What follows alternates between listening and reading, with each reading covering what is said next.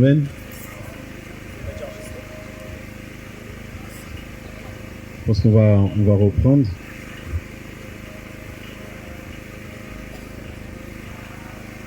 C'est pas trop fort, hein? Ça va?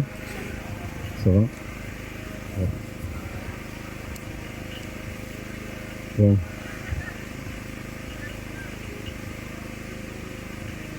On avait à cœur un peu de partager la parole.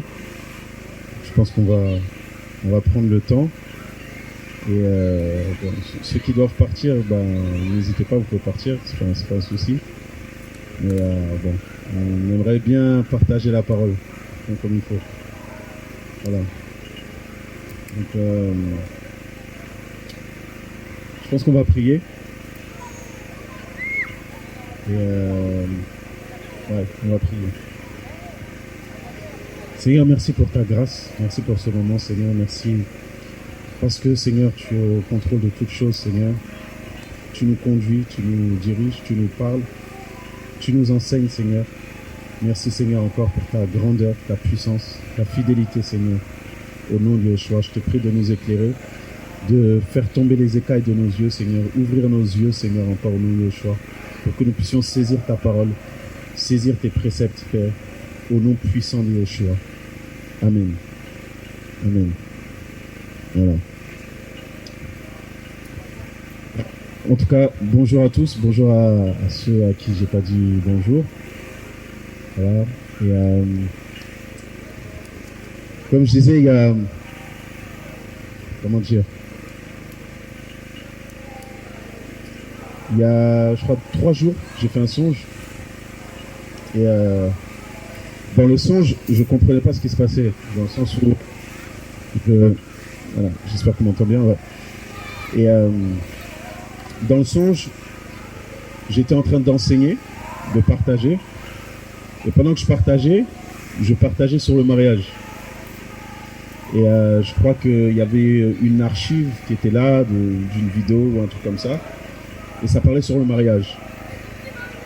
Et après, j'ai été transporté dans une salle où je parlais, je partageais. Et je partageais encore sur le mariage. Et je me suis retrouvé après encore dans une autre salle. Et je repartageais encore sur le mariage. Et on est passé un temps d'adoration. Et puis, voilà, je disais, il y a des personnes qui ont reçu le mariage, tout ça, etc. Et Eric, c'est possible de...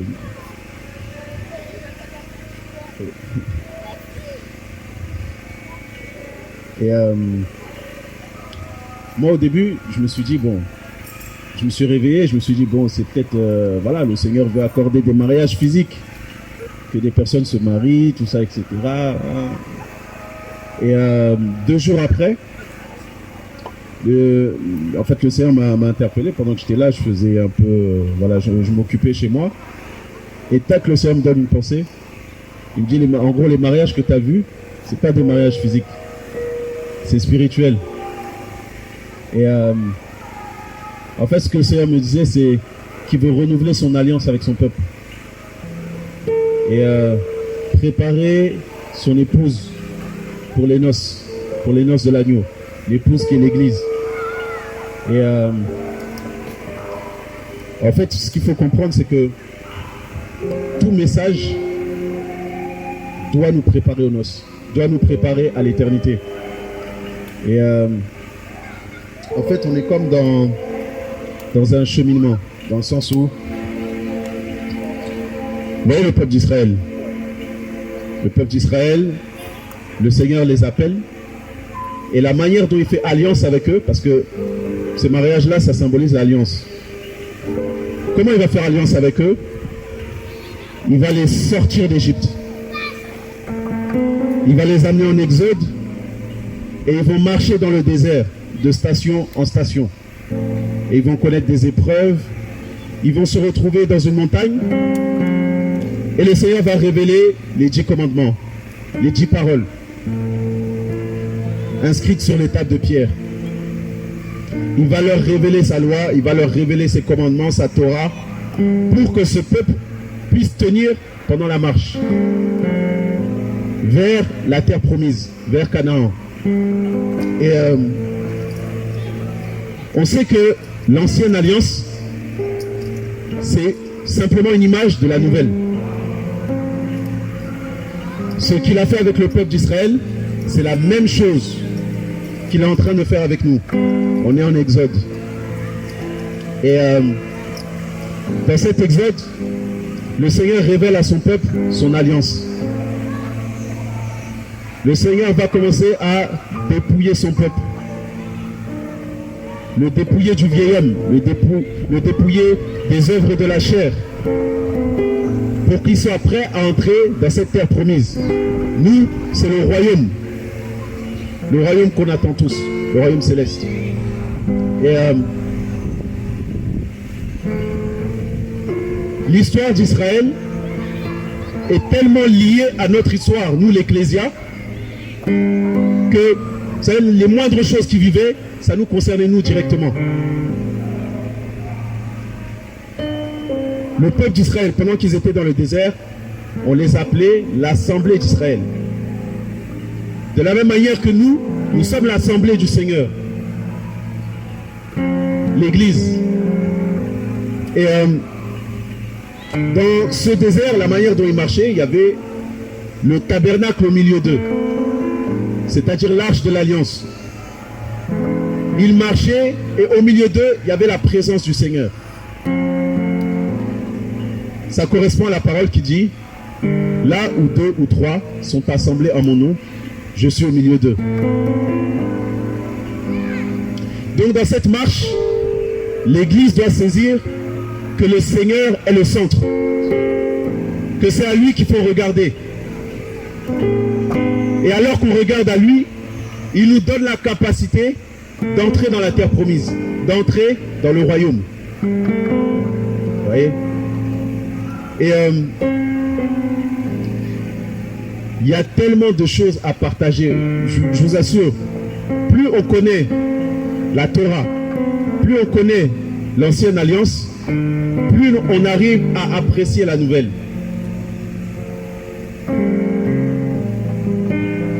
Ils avaient des lois, ils avaient des ordonnances. Ils devaient... Regardez un exemple. Je vais aller dans 1 Corinthiens chapitre 10.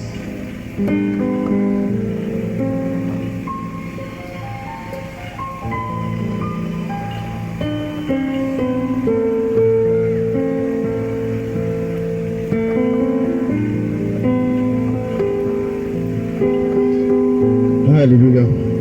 Je pense qu'il faut se préparer parce que le Seigneur, il veut vraiment faire des choses particulières avec nous et dans la vie de tout un chacun. 1 Corinthiens chapitre 10, verset 1.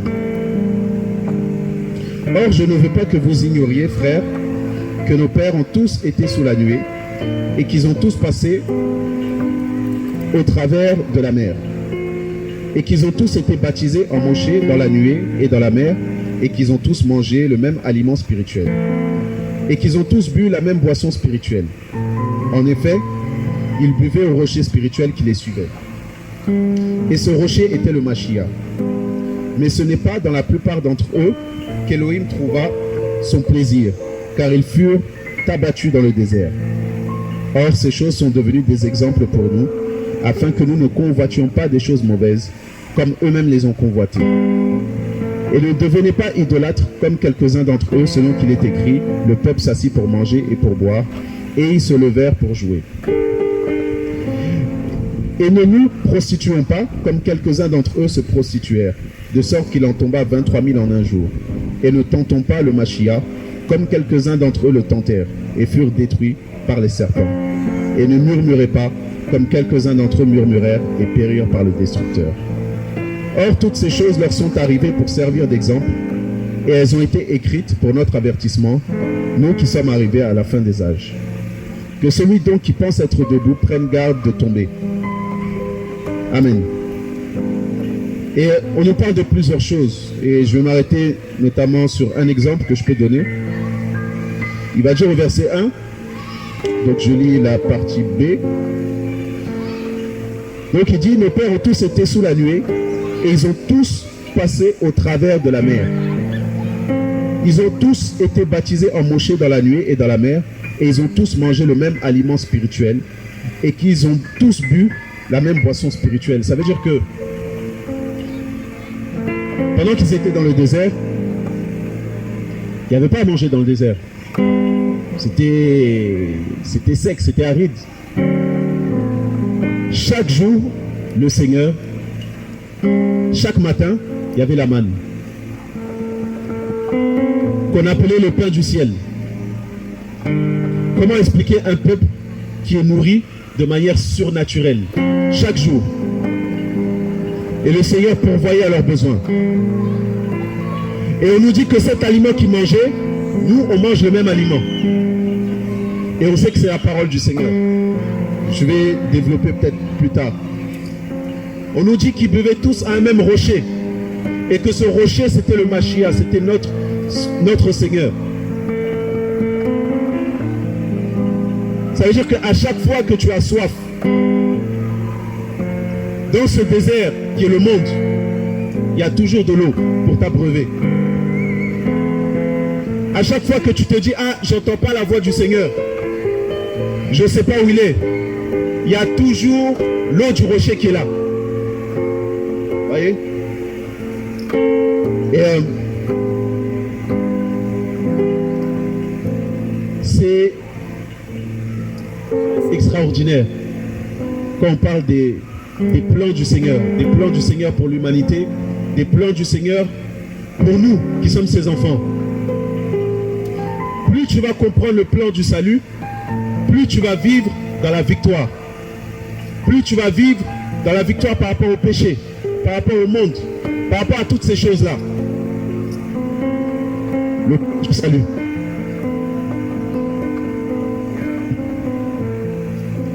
J'aimerais prendre le temps pour parler de toutes ces choses-là. Il y a plusieurs aspects, on pourrait passer même des jours et des jours, mais je vais parler un peu de juste quelques aspects.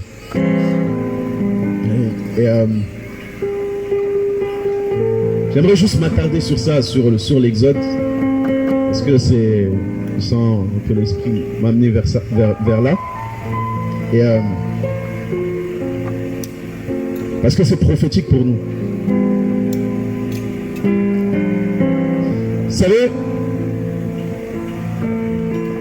quand le Seigneur nous sort du monde, il s'attend à ce qu'on le serve. Moïse, ou Moshé, lorsqu'il allait voir Pharaon, il a dit à Pharaon, laisse-nous sortir d'Égypte et nous allons servir Elohim dans le désert. Le but de ta délivrance, c'est de servir le Seigneur. Et dans ce désert, on rencontre plein de choses. On fait face à des épreuves. Combien de fois le peuple a murmuré dans le désert?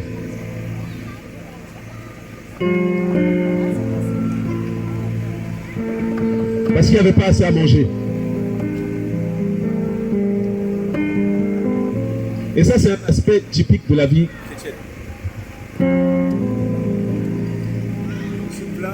Du Seigneur. On se plaint beaucoup du Seigneur. Seigneur, pourquoi? Pourquoi tu as permis ci? Pourquoi tu as permis ça?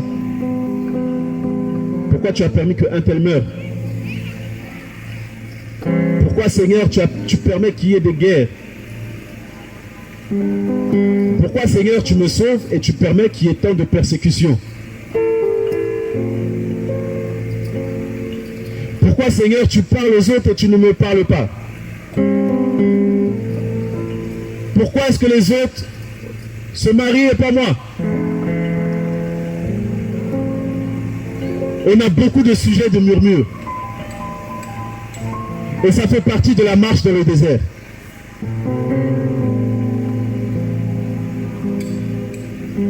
Dans le désert, tu fais face aux scorpions. Tu fais face aux serpents. Et le Seigneur, il te dit, voici, je t'ai donné la puissance de marcher sur les serpents et sur les scorpions. Mais malgré que tu as l'autorité, tu fléchis. Dans le désert, tu es éprouvé. Le Seigneur te travaille, il te façonne, il brise ton cœur. C'est ça l'exode. Et on est tous en route vers le ciel. Et j'aimerais nous parler aussi de l'œuvre de la croix. L'œuvre de la croix dans la Torah. Et c'est un truc c'est quelque chose que j'ai vraiment à cœur de partager. Qui sait combien de types de sacrifices le peuple d'Israël pratiquait? Combien de types d'offrandes il y avait? T'as dit quoi?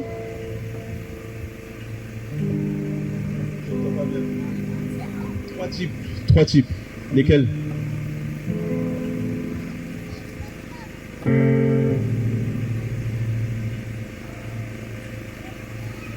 Trois types de sacrifices? Tu sais pas?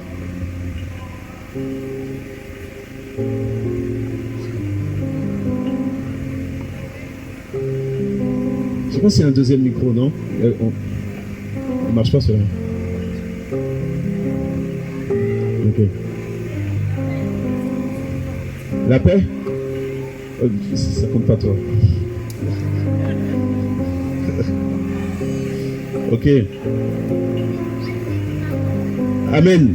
Là, c'est bien. Il a parlé du sacrifice de culpabilité. Regardez. C'est important à connaître. Hein, parce que ça va nous aider aussi à comprendre l'œuvre de la croix et le salut.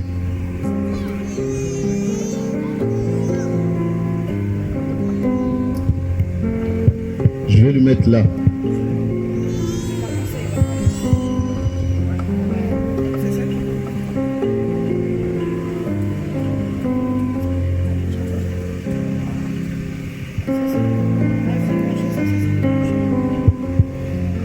Sacrifice, ouais, c'était ça.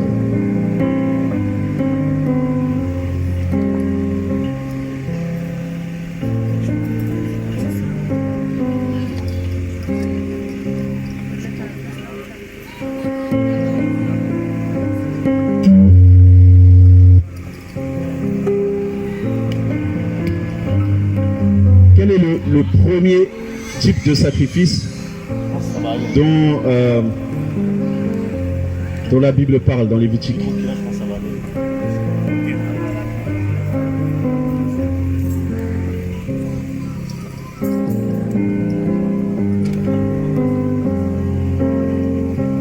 Ça en fait partie aussi. Ça en fait partie aussi. Je vais le mettre ici aussi.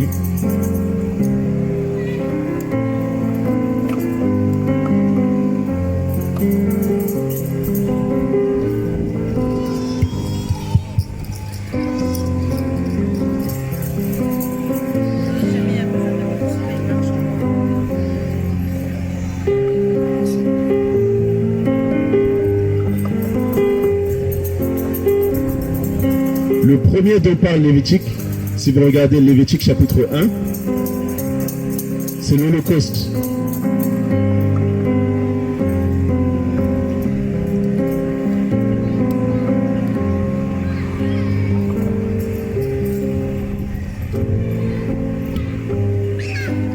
L'Holocauste. C'est un sacrifice qui était entièrement consumé par le feu. Vous voyez? Il y a quoi d'autre?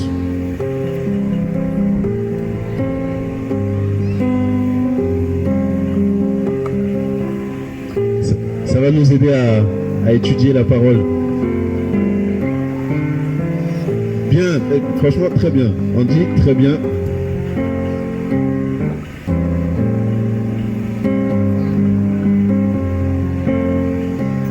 Sacrifice pour le péché.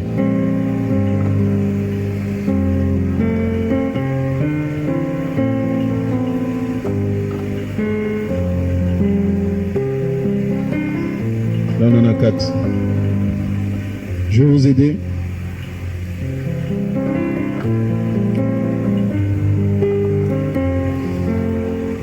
On a aussi l'offrande de grains.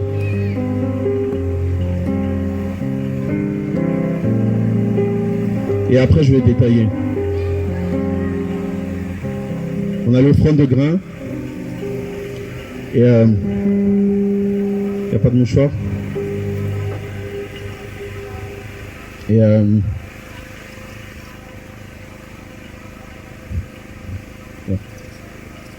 Merci. Voilà. En fait, l'offrande d'action de grâce, elle est associée, je vais vous expliquer après, elle est associée à l'offrande de grains.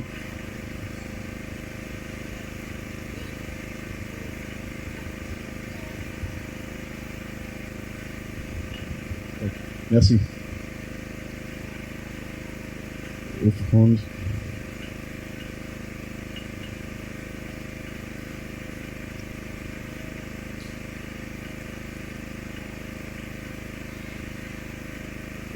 Voilà. Voilà. Et en fait, vous allez comprendre pourquoi je parle de tous ces sacrifices. Donc il y a l'Holocauste, il y a l'offrande de grains, qui est une offrande de blé, de fine farine. Vous voyez, c'est du pain qu'on offrait. Le sacrifice pour le péché, le sacrifice de culpabilité, l'offrande de paix,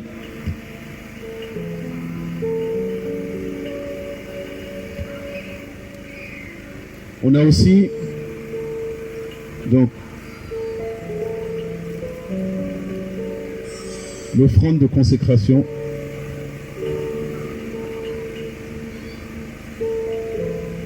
Alors, j'écris un peu bizarrement aujourd'hui.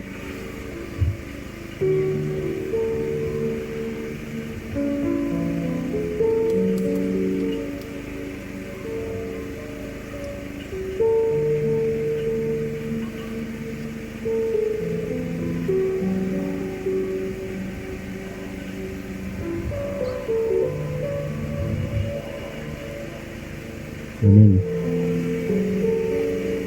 Voilà. Est-ce que quelqu'un peut lire Lévitique chapitre 1?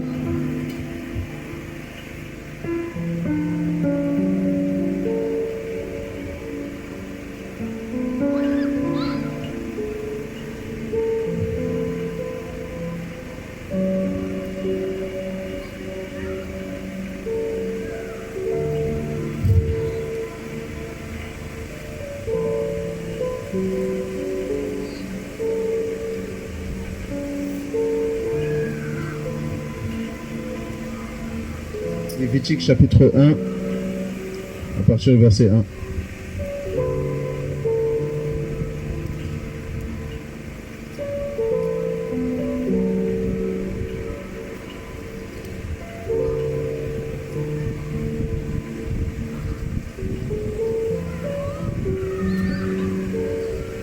Je vais lire comme... Ouais, personne n'a un micro. Ouais, il y a un seul micro. Donc, Yahweh appela Moshe et lui parla de la tente d'assignation en disant: parle aux enfants d'Israël et dis-leur, lorsqu'un humain parmi vous présentera à Yahweh une offrande d'une bête à 4 pattes, il fera son offrande de gros et de menu bétail. Si son offrande pour un holocauste est de gros bétail, il présentera un mâle sans défaut. Il présentera de son bon gré à l'entrée de la tente d'assignation devant Yahweh. Et il posera sa main sur la tête de l'holocauste, et il sera agréé en sa faveur pour faire la propitiation pour lui. Et j'aime bien le commentaire qui est donné là dans la version que j'ai là, la Bible. Et il va parler de l'holocauste. Et je vais lire le commentaire, on nous dit: l'holocauste était le sacrifice pour l'expiation par excellence. Contrairement aux autres sacrifices, l'holocauste était entièrement consumé sur l'autel. Il symbolisait d'une part le sacrifice parfait du Mashiach et d'autre part notre vie volontairement offerte à Elohim. Les animaux aptes à être offerts en holocauste devaient être des mâles sans défaut. Et je vais m'arrêter là. En fait, chaque sacrifice nous parle de l'œuvre de la croix. Nous parle de ce que le Seigneur a accompli pour nous à la croix. L'Holocauste, c'était une offrande qui était offerte entièrement et consumée totalement dans le feu. Le Seigneur, lorsqu'il est venu, il s'est donné entièrement, il s'est donné totalement. Et à l'époque, l'Holocauste, lorsqu'il était offert justement par les Hébreux, celui qui offrait l'Holocauste devait poser sa main sur l'Holocauste. Signe d'identification. Voyez? Ça veut dire que celui qui pose la main sur l'Holocauste, c'est comme si c'était lui qui allait sur l'autel. Et là, en l'occurrence, ça nous parle... En fait, il y a à chaque fois, quand je vais vous parler, il y aura à chaque fois deux aspects. L'aspect du sacrifice du Seigneur et l'aspect du sacrifice que nous sommes. Il y aura à chaque fois ces deux aspects. Et lorsque l'Holocauste était brûlé, qu'est-ce qu'on faisait avant? On égorgeait et le sang coulait. On le coupait en plusieurs morceaux. Et qu'est-ce qu'on faisait? On coupait les jambes et on lavait les jambes dans l'eau. Et on lavait aussi les entrailles dans l'eau. Et on les posait sur l'autel. L'autel qui est symbole de la croix.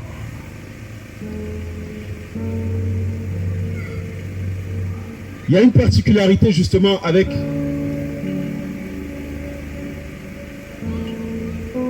les jambes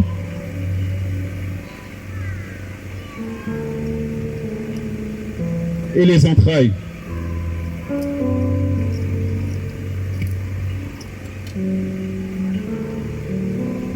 Lorsque le Seigneur s'est offert à la croix, vous savez, le mot jambe ici, c'est un terme hébreu. Et c'est kara en hébreu, ça veut dire s'agenouiller. Ça veut dire s'humilier. Ça nous parle de révérence. Le Seigneur, lorsqu'il est venu à la croix mourir pour nous, il s'est humilié. Et il nous demande à notre tour de nous humilier. On nous parle ensuite des entrailles qui étaient lavées aussi par l'eau. Si vous faites des recherches, vous allez voir que le symbole des entrailles, c'était le siège des émotions et de l'affection. Non, le siège des émotions et des pensées. Le Seigneur, lorsqu'il est allé à la croix pour nous, il avait toutes ses pensées focalisées sur chacun d'entre nous. Il a tout offert. Les pensées. De telle sorte à ce que toi, ta nature pécheresse, ta nature adamique, avec ses mauvaises pensées, elle soit elle aussi également crucifiée. En fait, ce qu'il faut comprendre, c'est que l'œuvre de la croix est plus puissante qu'on ne le pense. Ce n'est pas juste une histoire, parce qu'aujourd'hui on parle de avant Jésus, après Jésus. On nous parle de beaucoup de choses. Beaucoup connaissent l'histoire de ce que Jésus a accompli, Yeshua en hébreu. Mais ça reste une histoire. On ne se l'approprie pas. Et l'Holocauste, c'était un des sacrifices les plus importants chez les Hébreux. Un sacrifice qui était offert même les patriarches, Abraham, tout ça, l'Holocauste. Ensuite, on nous parle de l'offrande du grain. Et je vais aller vite par rapport à tout ça parce que je veux avancer sur autre chose. Donc, l'offrande de grain. L'offrande de grain, c'est, comme je disais, du pain qu'on offrait ou de la fine farine. La fine farine, comment on fait pour avoir de la fine farine?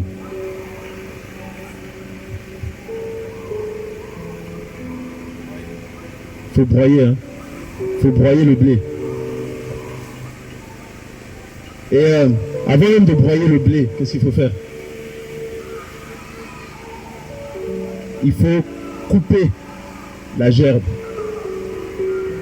Qu'est-ce qui se passe? Le Seigneur te coupe, te sépare du monde. Ensuite, qu'est-ce qui va se passer? On sépare l'épi de la tige. Et on va vanner. Ça veut dire avec quelque chose comme ça là. Et il y a du vent et les impuretés partent. Ensuite, qu'est-ce qui va se passer après avoir vanné? Et même avant ça, hein, avant de vanner, j'avais oublié, tu devais fouler le blé au fléau. Ça veut dire que c'est un bout de bois, en fait, un gros bout de bois, avec une forme de chaîne, et tu tapes le blé comme ça. Tu le tapes, tu le tapes, tu le tapes.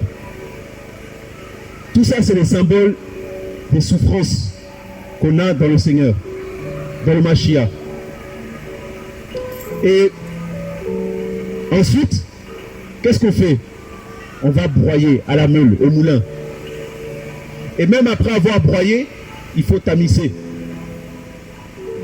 Et après avoir tamisé, on ressort la farine et on crible à nouveau. Tout ça pour avoir de la fine farine.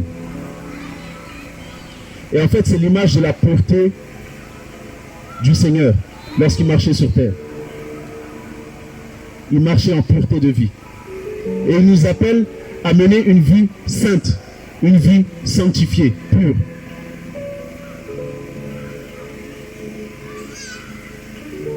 Ensuite, on a le sacrifice pour le péché, le sacrifice de culpabilité.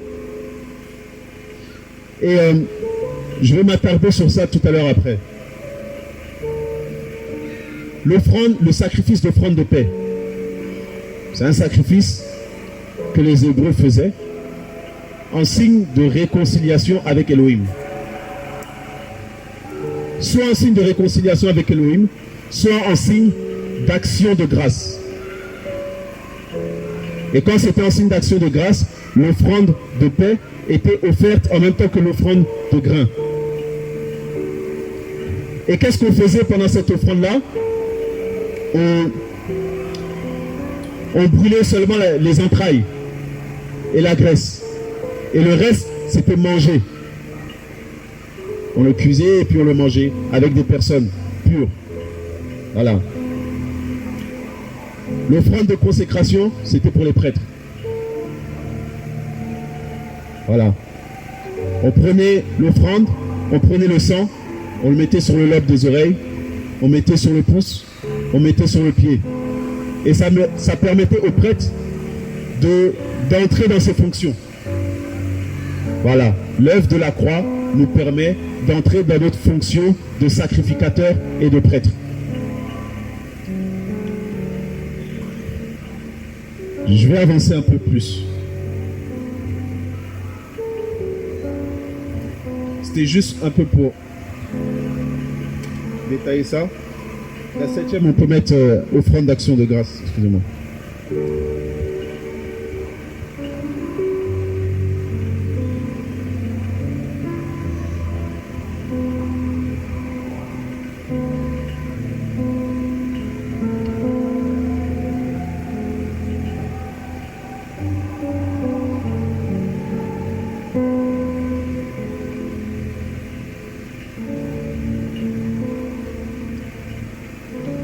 Pas trop fatigué?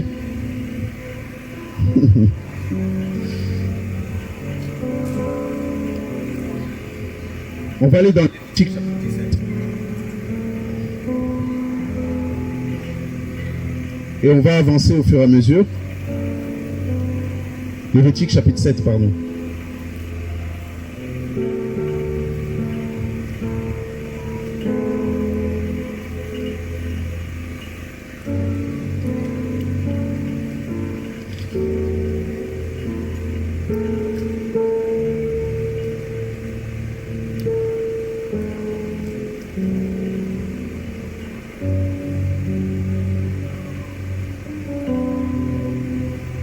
Lévitique chapitre 7, verset 37. Il nous dit: telle est donc la Torah de l'Holocauste, de l'offrande de grains, du sacrifice pour le péché, du sacrifice pour la culpabilité, de la consécration et de l'offrande de paix. Donc là, il parle de tous les différents types de sacrifices. Et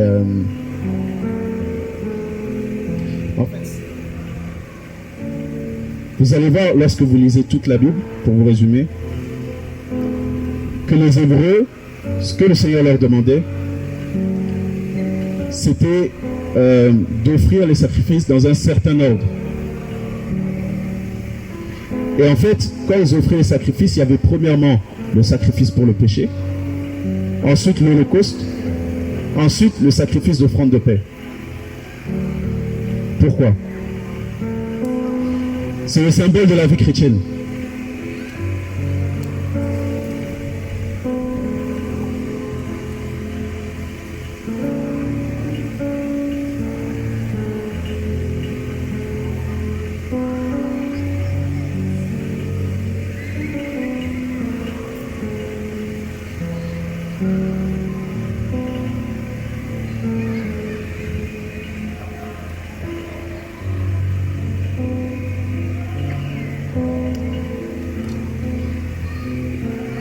La première chose que le Seigneur veut traiter avec l'homme, c'est le péché.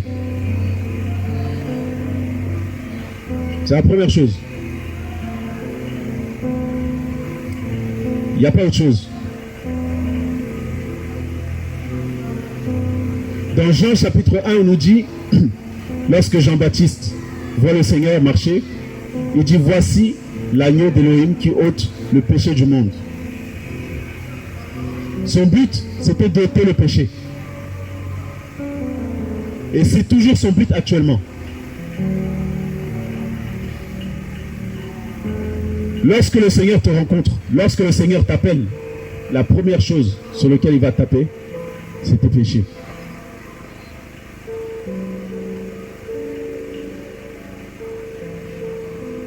Pas pour te condamner, mais pour te présenter son pardon.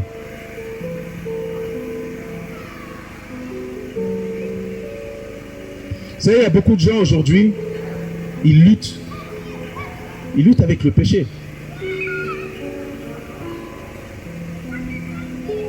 C'est dur, tu dis, mais j'ai envie d'arrêter, j'ai envie de changer. Mais à chaque fois, ça me rattrape, je recommence. Le mensonge, ça peut être la cupidité, ça peut être beaucoup de choses. Et à chaque fois, je retombe. Et vous savez, c'est souvent parce qu'il nous manque la révélation du sacrifice pour le péché.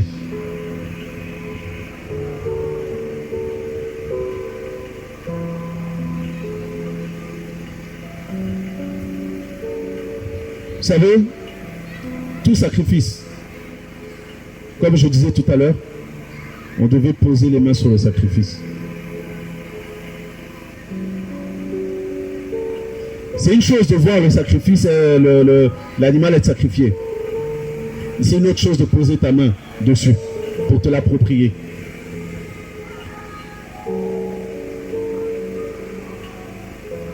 Vous savez, on est dans un temps où il faut davantage expérimenter l'œuvre de la croix et toucher l'œuvre de la croix pour que ça devienne vie en nous.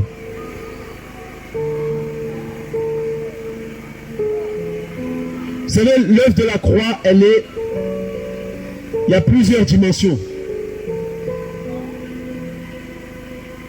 tu saisis toutes les dimensions, plus tu marches dans une vie de résurrection.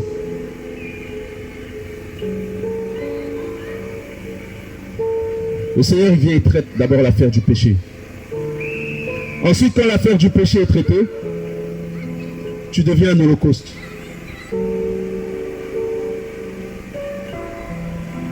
La vie de consécration, tu t'offres totalement au Seigneur. Tu commences à te donner entièrement à lui. Tu lui donnes toutes tes pensées, toutes tes émotions, toutes tes affections. Parce que c'est ce que ça symbolise, chacune des parties qu'on donne. Les entrailles, la graisse, tout ça, etc. Et vous savez, le Seigneur, il est jaloux. Il nous veut que pour lui.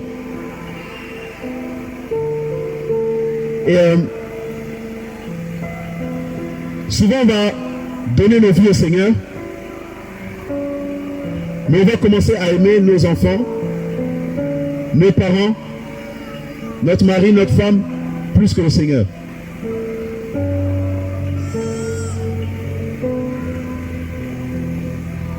Pourtant, l'affection doit aller sur l'autel. Si tu veux servir le Seigneur.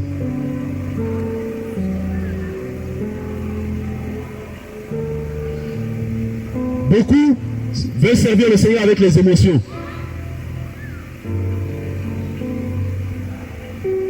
Et du coup, à cause des émotions, tu fais des écarts.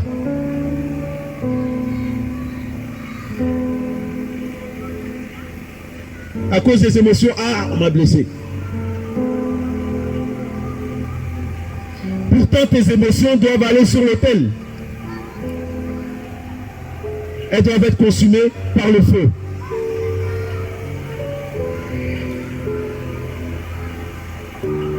Ta volonté doit aller sur l'autel, consumée par le feu.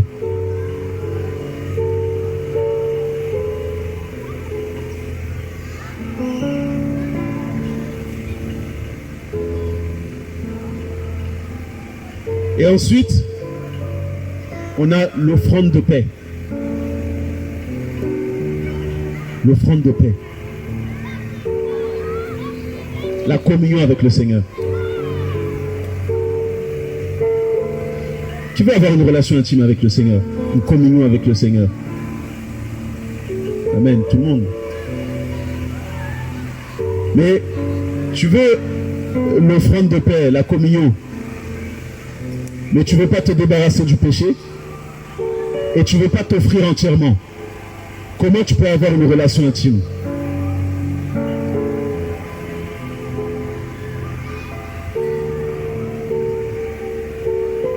Aucune vie de consécration. Tu fais simplement ta vie. Tu passes des heures à la télé, distrait comme pas possible, réseaux sociaux, tu regardes les derniers trucs sur Instagram, tu regardes... Mais tu n'es pas un holocauste.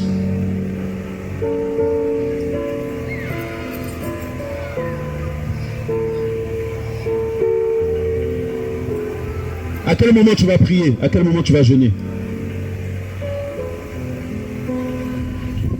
À quel moment tu vas fléchir les genoux pour chercher à connaître la volonté du Seigneur?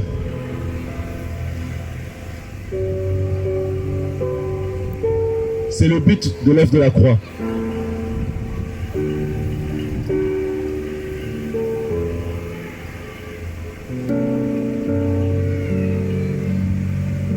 Toutes ces choses te préparent à l'exode pour t'amener dans la terre promise.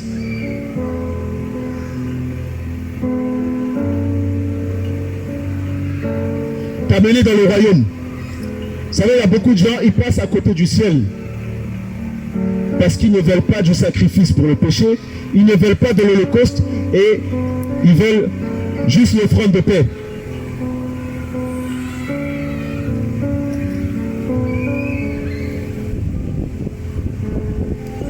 Ils veulent imposer leur volonté au Seigneur. Seigneur, fais comme ça avec moi. Moi, je veux que tu fasses ça, ça. Je veux que tu sois un Seigneur comme ci, comme ça, tout ça, etc. Mais ils ne se soumettent pas à sa volonté.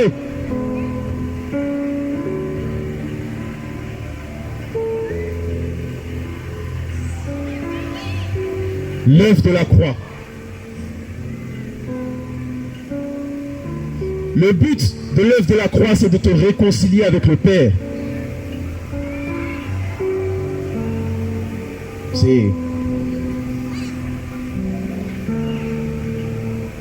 C'est notre alliance, c'est la nouvelle alliance. Vous savez, si vous regardez dans le dictionnaire la définition de alliance, vous allez voir que c'est un accord entre plusieurs parties. Donc c'est pas juste, voilà, le Seigneur a fait, ça s'arrête là. Et à toi aussi ta part. C'est ça une alliance. Hein? Quand mari et femme se marient, les deux sont d'accord. Or, on est l'épouse du Seigneur.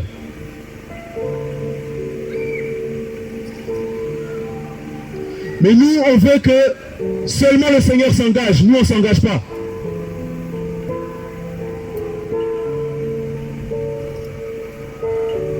Seigneur, fais-moi du bien. Seigneur, engage-toi vis-à-vis de moi. Fais tout bien pour moi. Mais moi, je ne saisis pas ton alliance.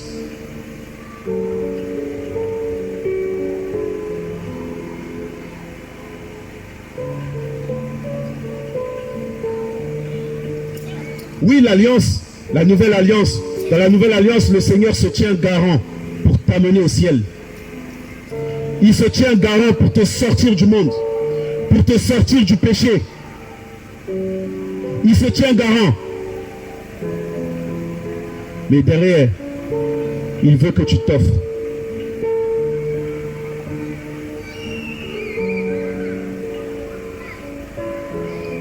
Il n'y a pas de victoire sur le péché sans l'offrande.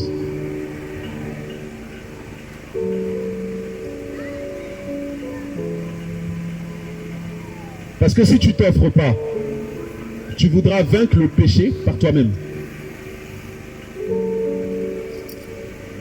Or, si tu t'offres, tu le laisses faire.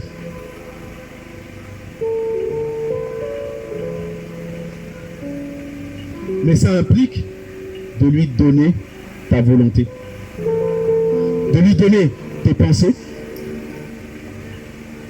de lui donner tes émotions, de lui donner toutes tes affections. Les liens d'âme, amis, parents, tout ça, tu lui donnes tout.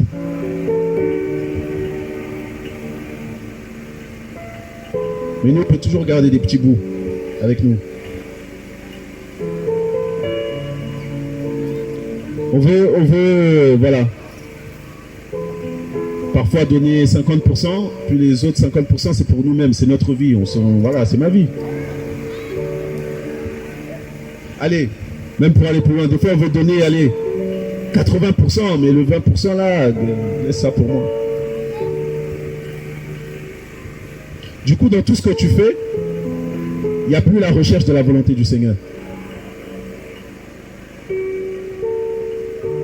Parce qu'il n'y a pas de vie de prière. Donc, la moindre chose que tu fais, tu ne pries pas. Tu fais pour faire.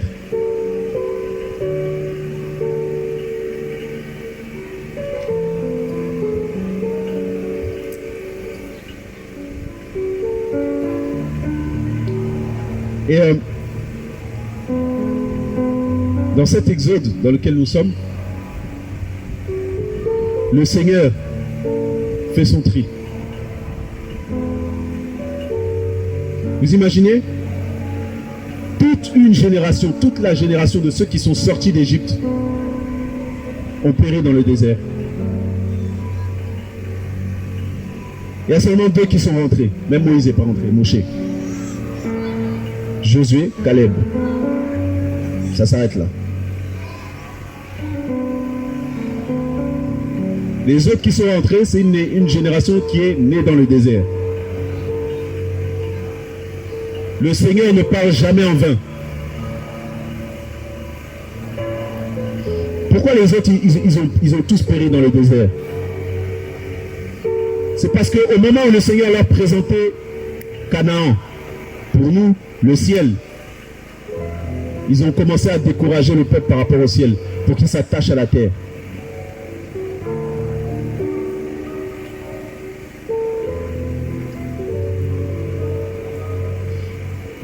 Il faut que la vision du ciel revienne dans nos cœurs. La vision du royaume. Comme on le sait, ce monde va passer. La terre va passer. Tout va passer. Mais le ciel,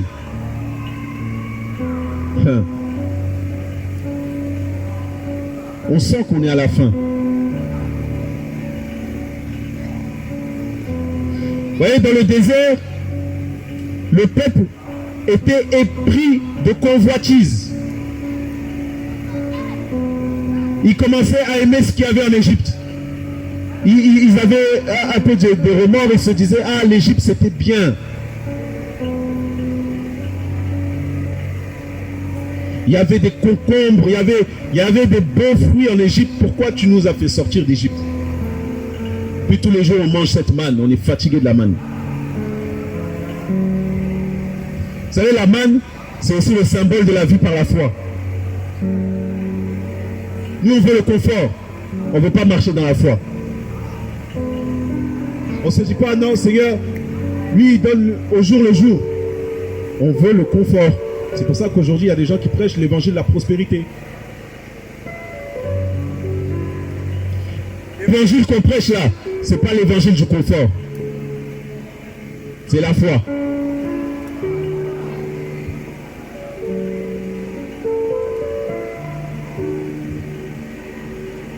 Seuls ceux qui ont la foi entreront.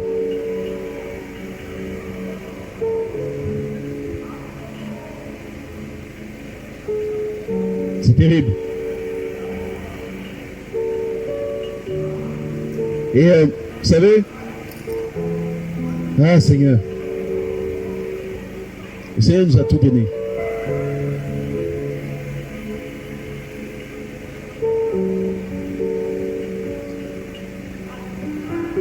Et je suis poussé à parler comme ça parce que je pense que le Seigneur veut aussi nous interpeller. On a trop négligé le Seigneur. On a trop négligé son œuvre. On a trop négligé les choses éternelles, les choses spirituelles. Et on s'est focalisé sur les choses physiques.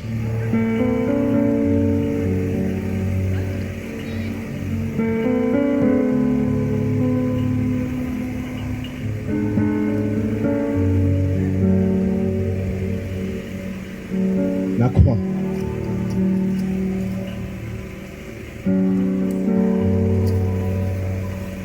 Et on est dans un temps où le Seigneur veut susciter une génération comme Josué et Caleb. Ils veulent aller à Canaan. Ils aiment la manne. La vie par la foi. Seigneur, donne-nous chaque jour notre pain quotidien.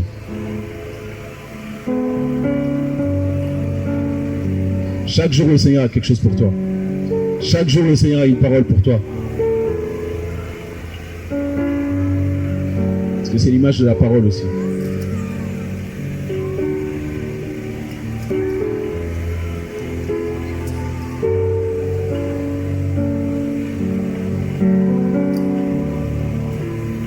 Nous, on veut voir des belles choses avec le Seigneur, mais on n'est pas des holocaustes.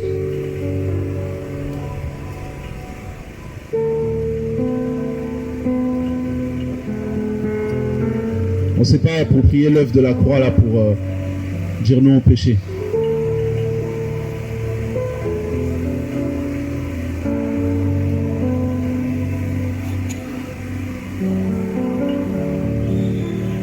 Vous savez, il y a beaucoup de gens, ils ne réalisent pas l'œuvre du pardon. Je dirais, il y a beaucoup de gens, par orgueil, lorsqu'ils commettent une erreur, ils n'arrivent pas à se pardonner.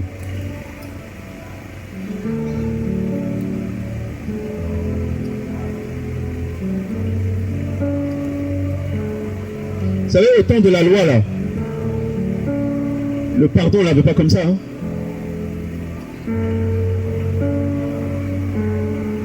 Quelqu'un tombe dans l'adultère, on le lapide, il est mort.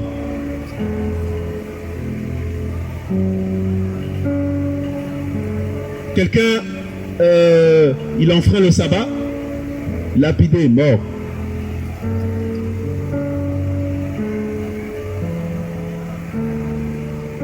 C'est l'image de la justice divine. Tout péché a pour salaire la mort. Mais le Seigneur vient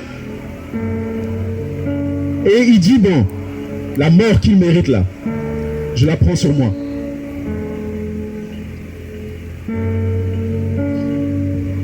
L'enfer qu'il mérite, je prends ça sur moi.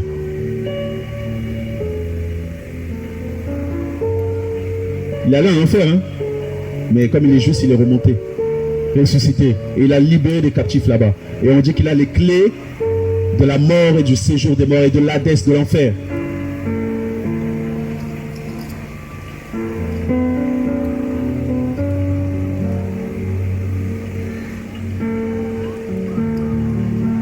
Vous savez, l'œuvre de la réconciliation, là, elle est extrêmement puissante.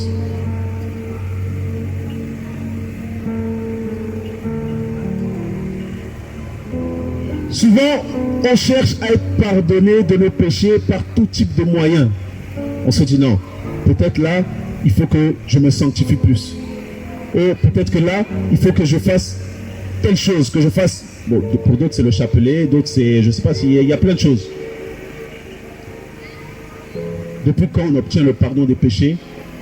Par des œuvres qui vont se substituer aux péchés qu'on a déjà commis. C'est pas possible. La sanctification est une conséquence. C'est la conséquence du pardon que tu as obtenu.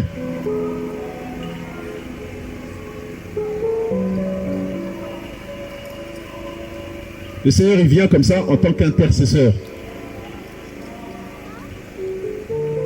Et il plaide devant Elohim pour ton pardon. En fait, il est l'avocat, il est en même temps le juge.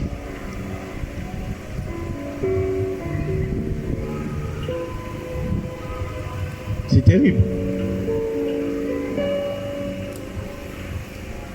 On va lire ensemble un passage. Et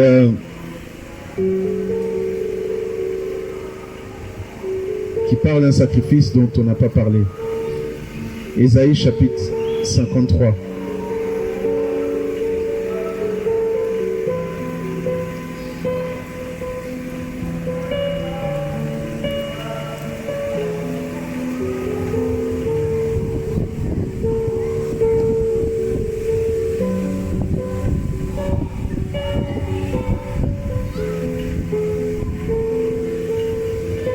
Ésaïe 53.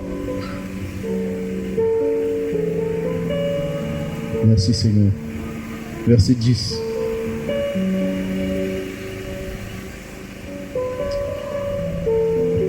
On nous parle du Messie.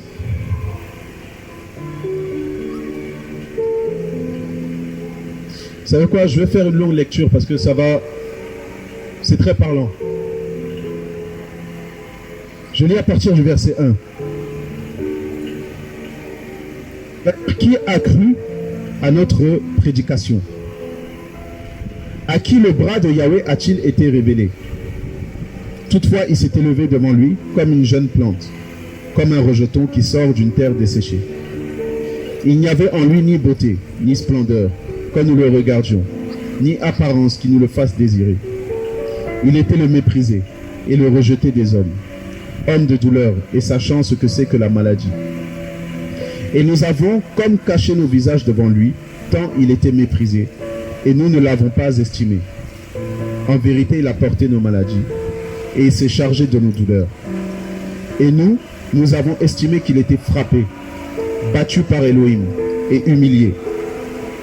Mais il était transpercé pour nos transgressions, brisé pour nos iniquités. Le châtiment qui nous apporte la paix est tombé sur lui. Et c'est par ses meurtrissures que nous avons la guérison. Nous avons tous été errants comme des brebis. Nous nous sommes détournés, chacun suivait son propre chemin. Et Yahweh a fait venir sur lui l'iniquité de nous tous. Donc pendant que chacun suivait son propre chemin, il fait venir nos iniquités sur lui, alors qu'il ne le méritait pas. Verset 7, opprimé et humilié, il n'a pas ouvert sa bouche. Semblable à un agneau qu'on mène à la boucherie, à une brebis muette devant celui qui l'attend, et il n'a pas ouvert sa bouche. Il a été enlevé sous la contrainte et sous le jugement. Qui racontera sa génération? Car il a été retranché de la terre des vivants, et la plaie lui a été faite à cause des transgressions de mon peuple. On lui a donné son sépulcre avec les méchants, et dans sa mort, il a été avec le riche, quoiqu'il n'ait pas commis de violence, et qu'il n'y ait pas eu de fraude dans sa bouche. Toutefois, il a plu à Yahweh de l'écraser. Il l'a rendu malade. S'il donne son âme en sacrifice de culpabilité, il verra une postérité et prolongera ses jours. Et le désir de Yahweh prospérera entre ses mains. Il jouira du travail de son âme et en sera rassasié. Mon serviteur le juste justifiera beaucoup de gens par la connaissance qu'ils auront de lui, et lui-même portera leurs iniquités. C'est pourquoi je lui donnerai une part avec les grands, et il partagera le butin avec les puissants, parce qu'il a livré son âme à la mort, et qu'il a été mis au rang des transgresseurs, parce qu'il a porté lui-même les péchés de beaucoup, et qu'il a intercédé pour les transgresseurs. Voilà ce que le Seigneur est venu faire. Depuis l'éternité,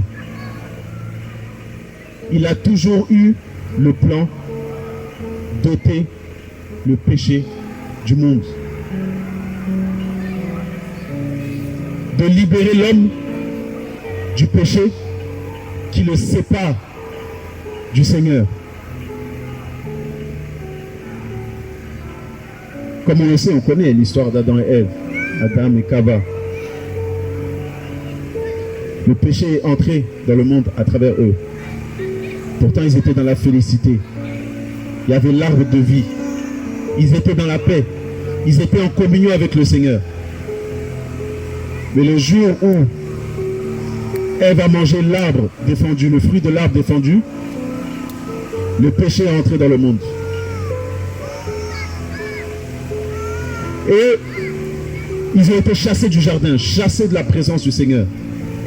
Plus de communion. De génération en génération, ils ont donné naissance à des enfants pécheurs. Mais si on va dans 1 Pierre chapitre 1 verset 18, on nous parle de l'agneau d'Élohim qui s'est offert depuis la fondation du monde. Si on peut aller dessus.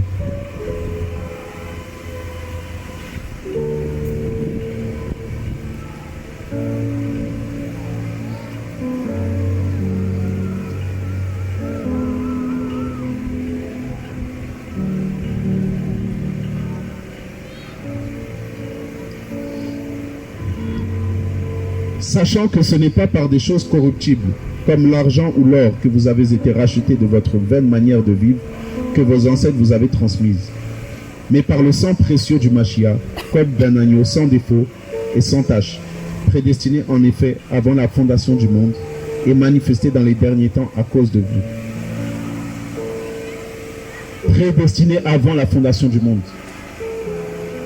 Donc, avant que Adam et Ève pêchent, il avait déjà pourvu à la solution. C'est son plan éternel.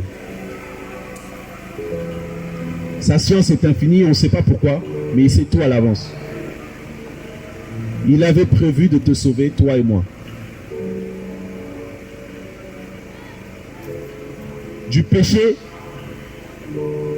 dans lequel personne ne peut se libérer soi-même et personne d'autre peut te libérer de ça. Impossible. Il n'y a que lui.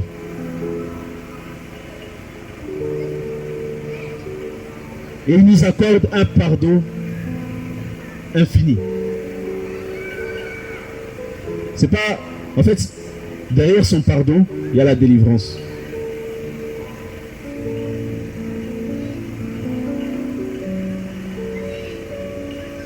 Il te laisse pas comme ça.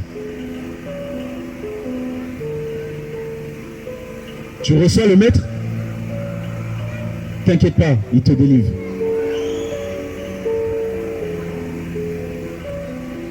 Au moment où tu as posé ta main sur le sacrifice pour le péché, il te libère. C'est cette action de poser sa main sur le sacrifice là pour s'identifier au sacrifice, c'est la foi.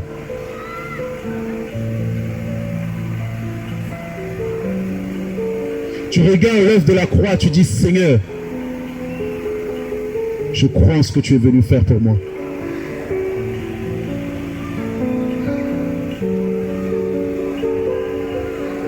C'est possible d'expérimenter ces choses. En fait, tout n'est que grâce. C'est ça qu'il faut comprendre. Il n'y a pas de super chrétien.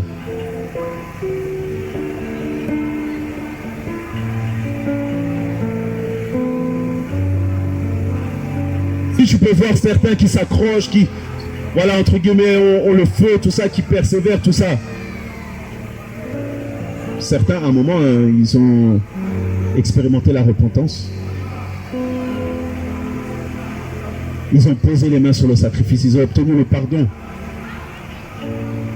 Et en se livrant, le feu a consumé l'Holocauste. Ils ont reçu le Saint-Esprit. Et le Saint-Esprit te donne de marcher en pleine communion avec le Seigneur. Dans la paix. Et tu marches dans sa pleine grâce.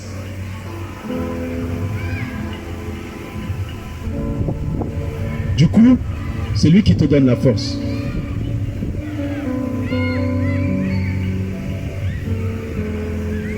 Et c'est la promesse qu'il annonce à tous les hommes. Qui nous annonce à nous tous. C'est pour ça qu'il est venu. Et c'est ce que les premiers apôtres ont prêché.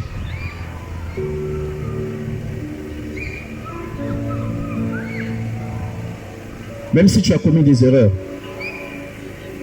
même si tu ne t'étais pas totalement approprié cela, laisse-moi te dire, tu peux te rattraper.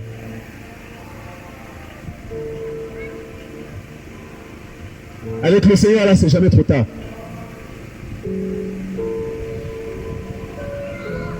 Des fois, on peut commettre des choses par ignorance. D'autres fois, on peut commettre des erreurs parce qu'on est rebelle. Vous savez, lorsqu'une brebis s'égare, dans les 100 brebis là, une brebis s'égare, il laisse les 99, il va chercher celle qui est égarée. Est-ce que tu saisis l'amour du Seigneur pour toi?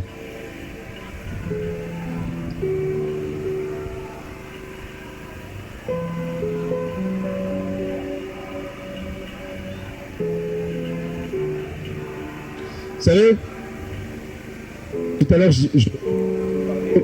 excusez-moi, je parlais des entrailles. Et les entrailles, dans pratiquement tous les sacrifices, il fallait les offrir.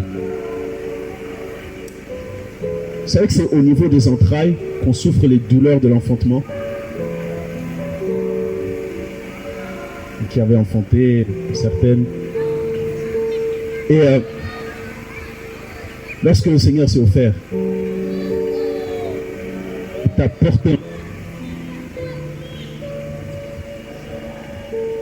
Il t'a porté en lui. C'était comme les douleurs de l'enfantement. Parce qu'on nous dit, comme on a lu là dans Ésaïe 53, que après cela, il verra une postérité.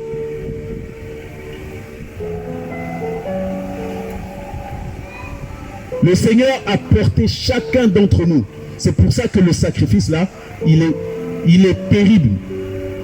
Il a tout porté sur lui. C'est-à-dire, chaque personne qui était né, ah non, même pas. Toutes les personnes qui ont vécu dans le passé, les Abraham, David, tout ça, etc. Toutes les personnes qui étaient présentes pendant qu'il était à la croix, et toutes les personnes à venir qui allaient naître, il les a tous portés.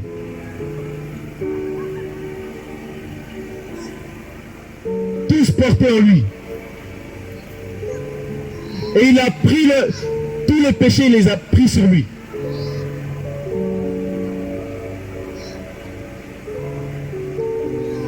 Comment ne pas aimer quelqu'un comme lui? Comment?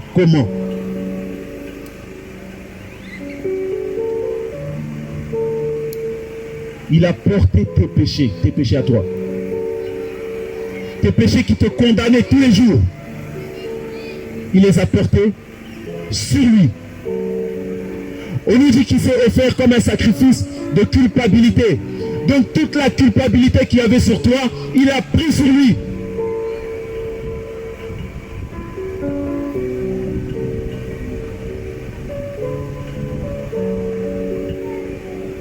C'est pour ça que tu ne dois pas accepter la culpabilité. C'est pour ça que tu ne dois pas accepter la condamnation. Parce qu'il a déjà porté sur lui.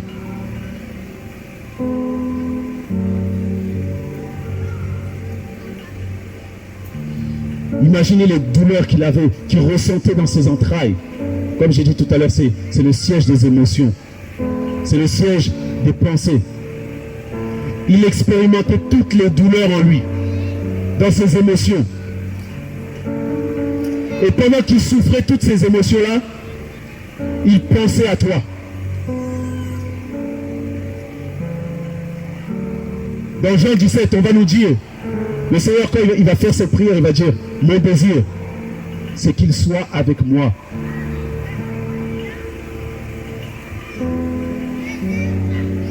C'était son désir lorsqu'il est allé à la croix. Il t'aime tellement, comme il a voulu que tu sois avec lui, que tu vives l'éternité avec lui, il a accepté de souffrir.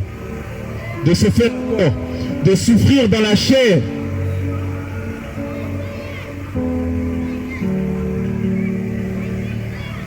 D'être méprisé. La pression était tellement forte que l'Élohim de gloire qui est venu dans un corps, il a accepté d'être dans la faiblesse de la chair. L'Élohim de gloire, il a commencé à prier et à dire, si cette coupe pouvait s'éloigner de moi. Parce que cette coupe de la colère, elle était terrible. Il a dit, mais Seigneur, non pas ma volonté, mais ta volonté.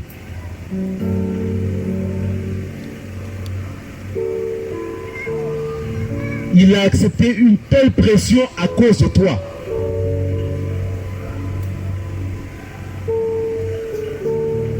Vous imaginez, avec un tel prix, tu penses que l'œuvre de la croix n'aura pas d'effet dans ta vie?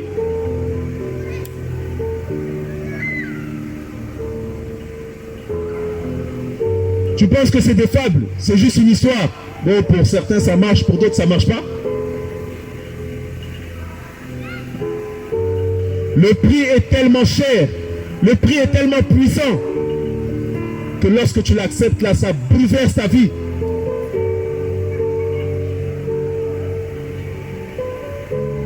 Comment expliquer?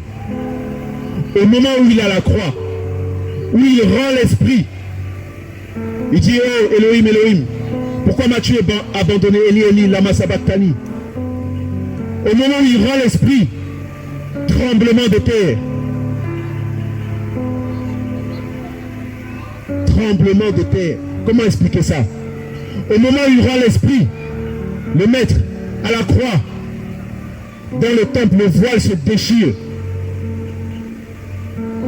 Pendant qu'il était à la croix, il y avait les ténèbres sur toute la surface de la terre, alors que c'était l'après-midi. Vous savez, à la croix, là, il y a eu une convocation des démons, des principautés, de toutes les autorités maléfiques. C'est pour ça qu'il y avait les ténèbres. Et Ce jour-là, il a obtenu une victoire hallucinante. L'œuvre de la croix, elle est terrible.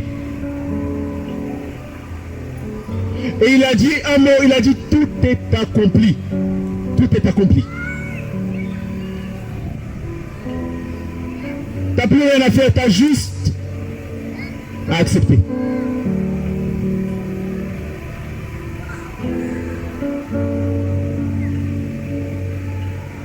Vous savez, souvent on manque d'une vie victorieuse parce qu'on ne saisit pas l'ampleur de l'œuvre de la croix. On se dit c'est pour les autres. C'est pour un tel, c'est pour les je sais pas, pour ceux qui ne sont pas croyants, tout ça, c'est pour les prêtres. Ils ont une consécration particulière. Mais la Bible nous dit qu'on est tous prêtres.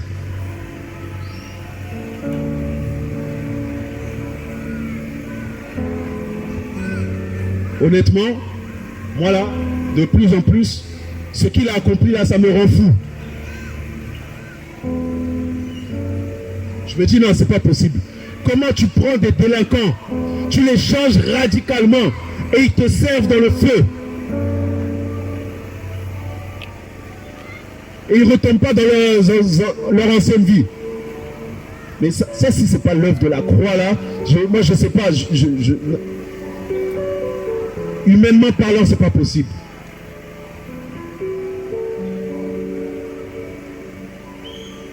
Mais c'est terrible.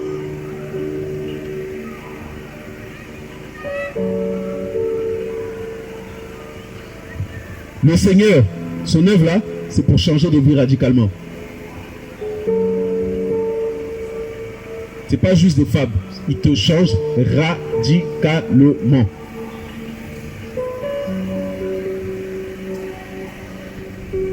C'est trop puissant.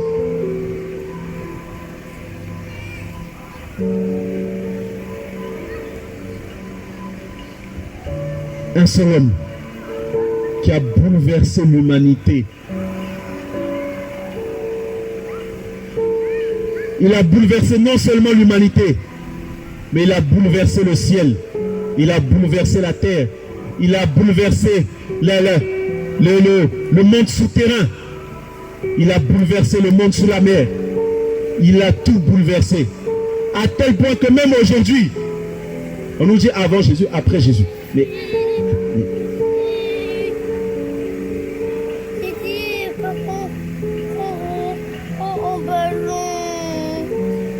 comment on peut avoir un tel impact?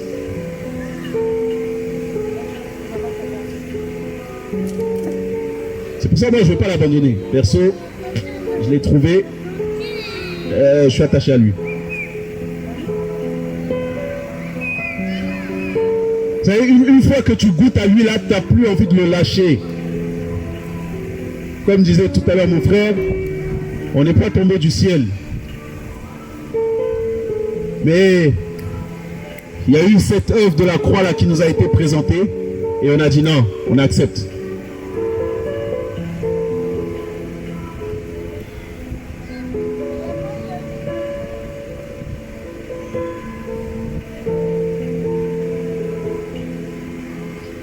À cause de l'œuvre de la croix, tu es appelé à vivre la gloire.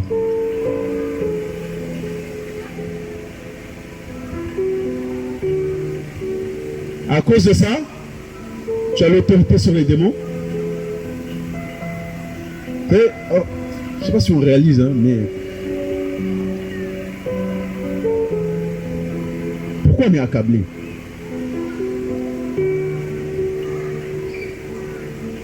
Est-ce qu'on est devenu comme le peuple d'Israël? Ils vivent une puissante délivrance. Chaque jour, ils voyaient la nuée, ils voyaient des choses terribles. Ils ont vu la mer s'ouvrir en deux. Malgré ça, ils ont négligé les choses.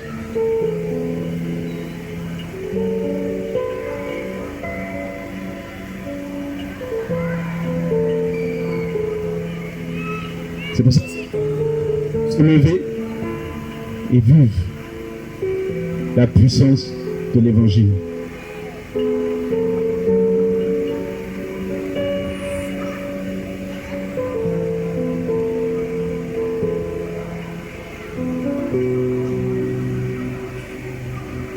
C'est ça que je voulais partager un peu, c'est le fait d'être soi-même. Comme je vous ai dit, il y a deux volets derrière ça. Il y a l'œuvre que le Seigneur accomplit, et il y a toi aussi, en tant que sacrifice.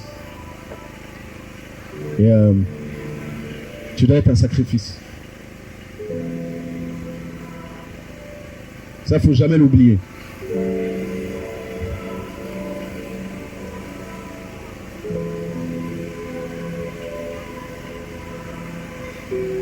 Ça, vous pourrez méditer peut-être plus tard. Mais dans 1 Pierre chapitre 2, au verset 9, on nous dit qu'on est une sainte prêtrise. Et qu'on est amené aussi à offrir des sacrifices spirituels.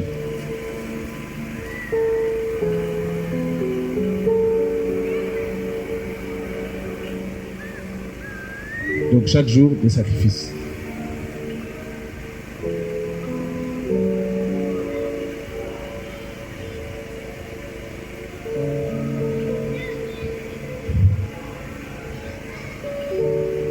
Voilà. Et j'aimerais dire à quelqu'un que,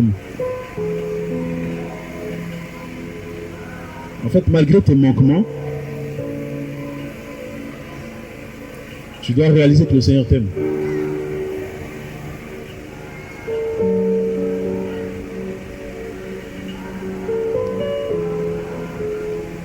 Et ça, ne l'oublie jamais.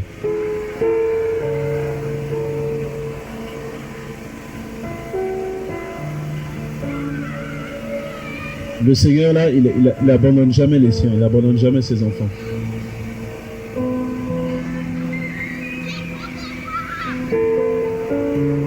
Comme je disais tout à l'heure, l'alliance, ça inclut deux parties. Dans l'alliance, là, il y a le Seigneur, mais il y a toi aussi.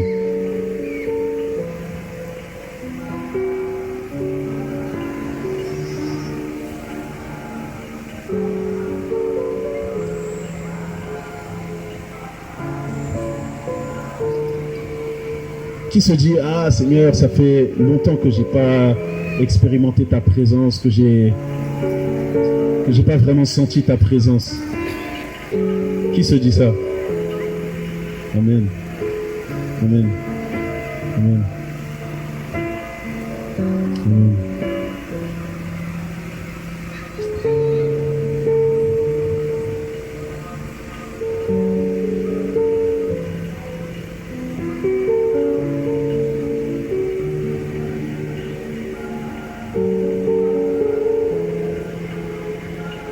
Et qu'il est venu par son sang, il a inauguré un nouveau chemin. Et il nous donne un libre accès dans le lieu très saint. Un libre accès à son trône.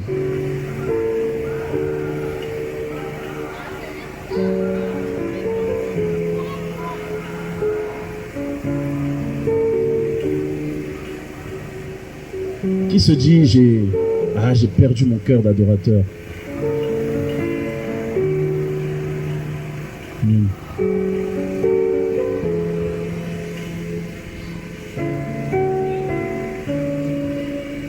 C'est à ça que le Seigneur veut nous ramener.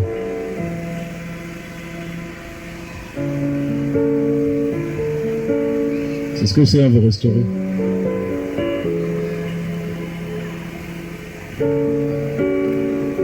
Tu vois cette passion que tu peux avoir pour lui.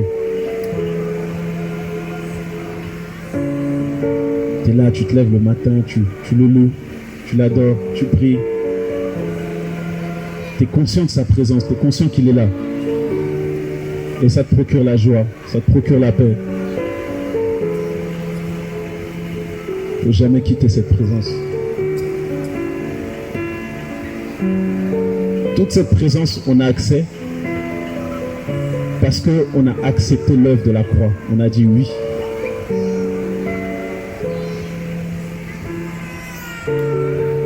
C'est-à-dire l'accès il est ouvert, il est libre. Chacun peut expérimenter cela. C'est donné à tout homme.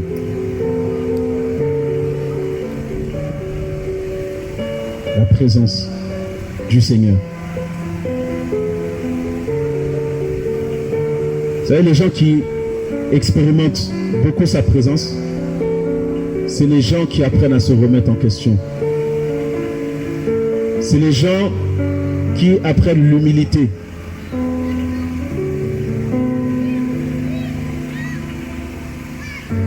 Ils font cette prière comme David l'a fait. Seigneur, sonde mon cœur, sonde mes reins. Vois si je suis sur une mauvaise voie et conduis-moi vers la voie de l'éternité.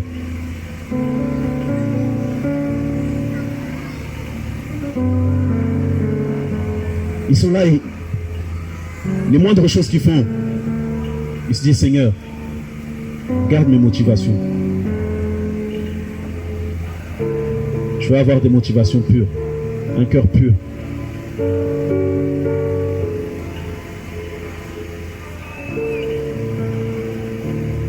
Tu as ce désir absolument de lui être agréable. Tu dis Seigneur, donne-moi d'être pur de cœur. Au moindre détail, au détail près. Ça, c'est quand la flamme est là, quand la passion t'envahit. Tu te dis, Seigneur, je ne veux pas faire un faux pas. Je veux que lorsque tu me vois, tu sois dans la joie.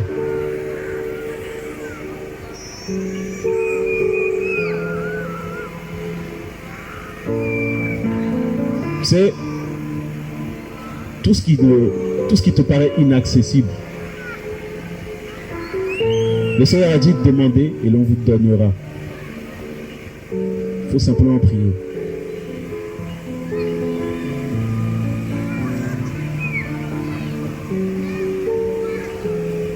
Il te manque sa présence dans sa vie.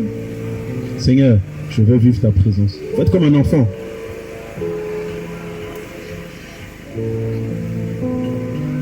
Tout commence par là, la prière.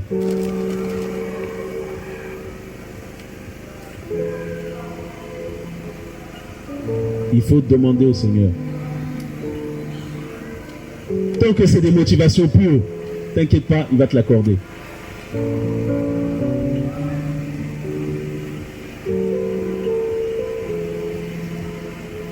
Combien de prières j'ai vu le Seigneur exaucer comme ça là. Je me dis, mais Seigneur, c'est terrible.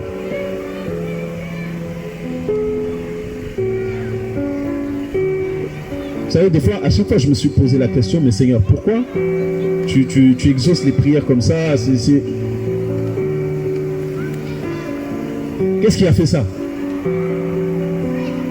Le Seigneur veut juste le cœur sincère. Un cœur qui vient tel qu'il est. Avec ses défauts, avec tel qu'il est. Et comme ce cœur a confiance en lui, eh bien, c'est cette confiance, c'est une confiance qui fait que tu as confiance qui te perfectionne. Il te rend parfait, il te rend pur. En fait, ce n'est pas hasard. Tous les noms qu'il a révélés, on nous parle de celui qui pourvoit. Ce n'est pas juste par rapport à nos biens matériels. Il pourvoit à tout ce qui peut maintenir ta marche avec lui. Il pourvoit à tout. Il y a un manque quelque part, tu vacilles quelque part, il pourvoit.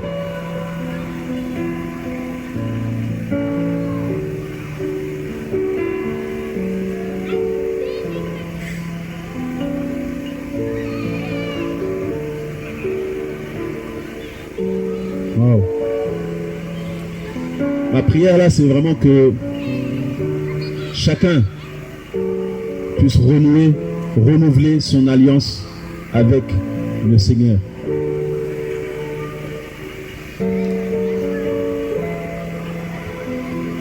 Et se dire, ah Seigneur, je veux être réconcilié avec toi.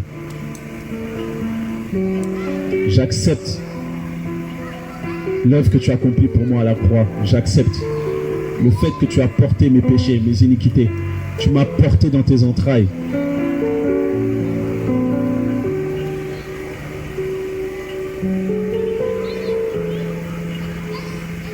Vous savez, la compassion du Seigneur, on ne la comprend pas toujours.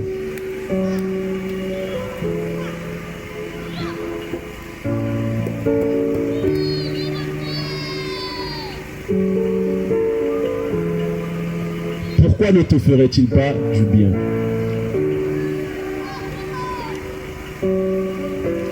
Pourquoi n'agirait-il pas dans ta vie?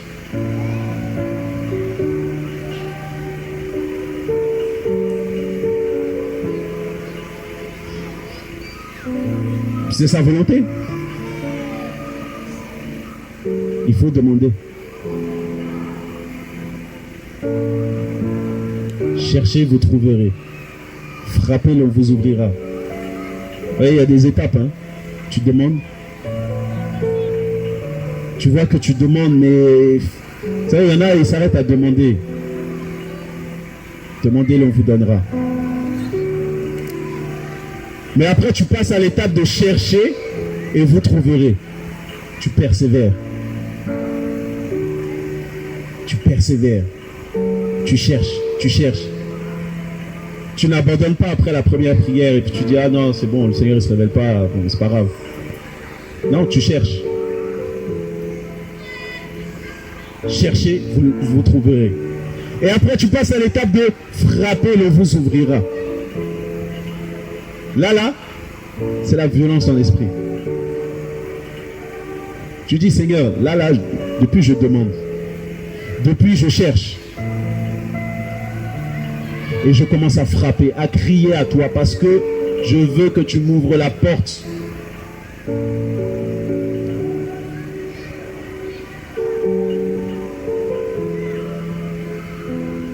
Ne soyons plus à la surface. Allons d'étape en étape.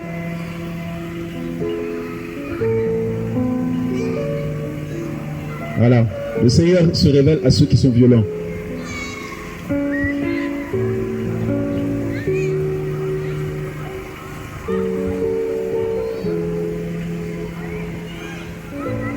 Amen. Tout le monde va bien?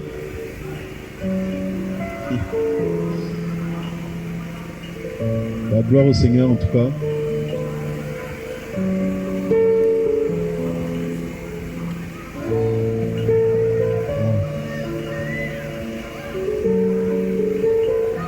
Qui a besoin de prière?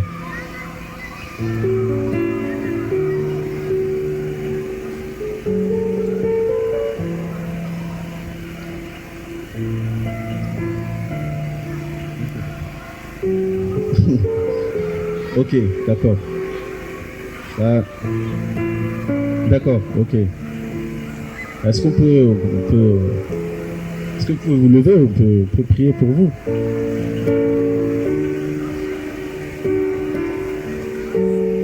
Ah, Seigneur.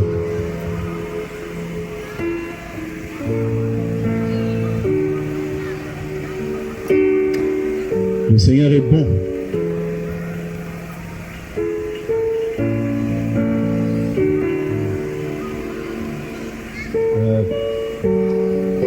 Ceux qui ont levé la main, est-ce que vous pouvez vous approcher?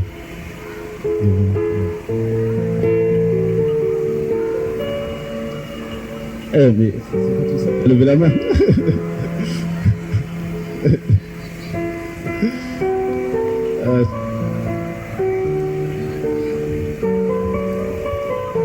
Non, Seigneur.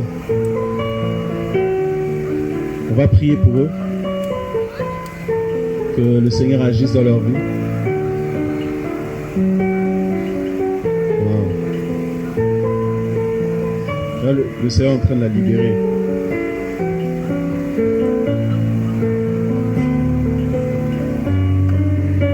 Amen là.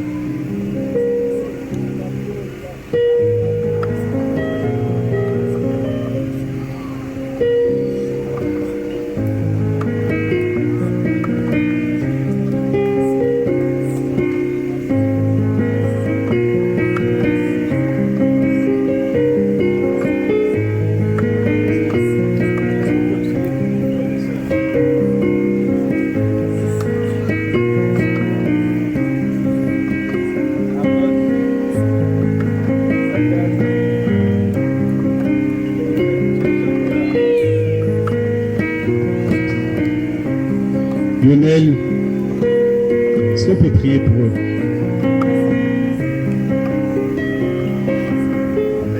En fait, le Seigneur est en train de, je vois des réconciliations. Des réconciliations. Là, il y a la main du Seigneur qui se pose sur toi. Waouh! Vraiment une forte présence là. Merci Seigneur. Le Seigneur il est réel, il existe. Le Seigneur dit à quelqu'un, c'est moi qui t'ai parlé aujourd'hui. C'est moi qui t'ai parlé aujourd'hui. C'est moi qui t'ai parlé. C'est moi. Alléluia. Wow. Le Seigneur dit à quelqu'un, je vais mettre un feu dans ta bouche. Un feu dans ta bouche. Ah Seigneur. Alléluia. Wow. Vous savez, c'est un temps de réveil. Le Seigneur veut faire des choses nouvelles. Comme au jour de la Pentecôte, il y a des langues nouvelles que le Seigneur veut donner. Des langues de feu. Des langues de feu. Alléluia. Dieu vous appelle à manifester sa gloire. Dieu vous appelle à témoigner de sa gloire. Alléluia. Mes frères, est-ce que vous pouvez prier pour eux?